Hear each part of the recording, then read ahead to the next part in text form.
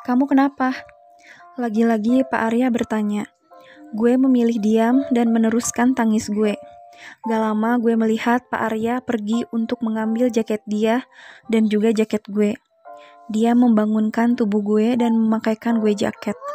Ayo kita ke rumah sakit, kata Pak Arya. Gue hanya bisa menurut saat dia merangkul gue untuk pergi ke rumah sakit. Karena sakit kepala gue yang begitu menyakitkan ini.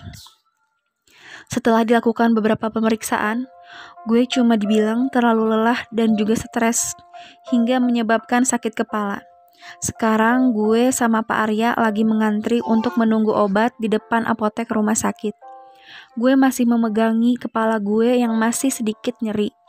Hal itu membuat Pak Arya membawa kepala gue untuk bersandar di bahunya. Gue pun memilih untuk menyamankan diri dibandingkan untuk protes. Kan udah saya bilang, kerjainnya kalau kamu udah baikan, kata Pak.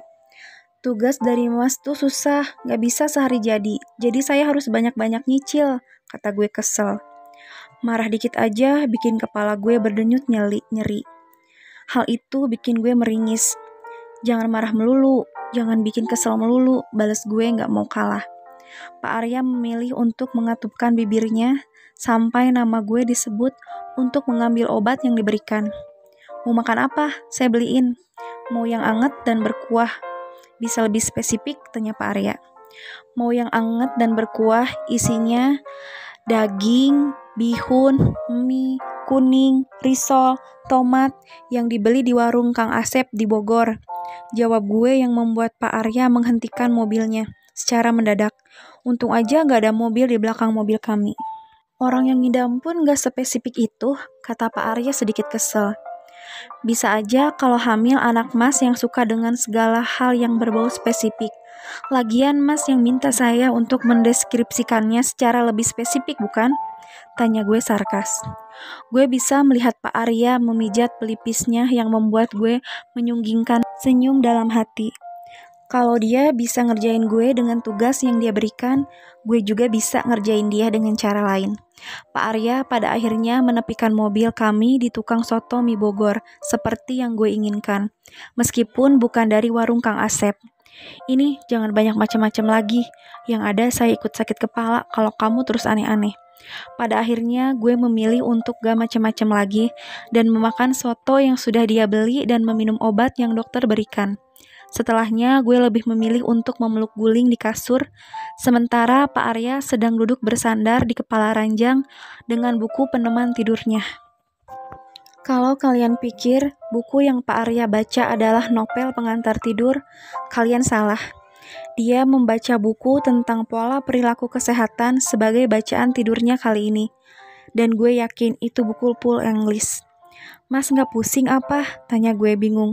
Saya lebih pusing ngadepin kamu, jawab Pak Arya yang membuat gue mendengus kesal karena jawaban dia yang terlalu jujur. Saya ngantuk.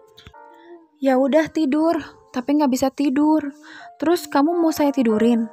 Tanya Pak Arya yang membuat muka gue memerah. Dia bisa bercanda juga ternyata. Jangan ngaco.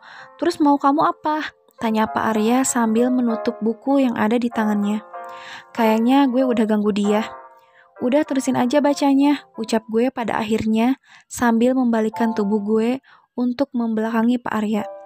Sejujurnya gue gak bisa tidur karena lampu yang masih menyala terang karena Pak Arya yang masih asik baca. Tapi gue gak enak bilangnya, jadi gue lebih memilih memejamkan mata gue.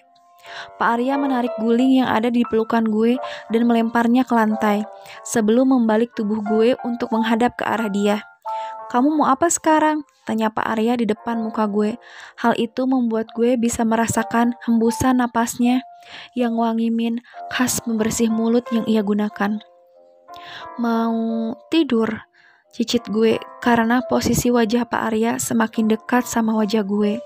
Bahkan tubuhnya kini sudah berada di atas tubuh gue. Gue memejamkan mata gue karena takut dengan apa yang selanjutnya terjadi. Tapi gue bisa mendengar suara lampu, nakas yang dimatikan, dan suasana kamar terasa lebih gelap. Ayo tidur, kata Pak Arya yang membuat gue otomatis membuka mata. Dia mau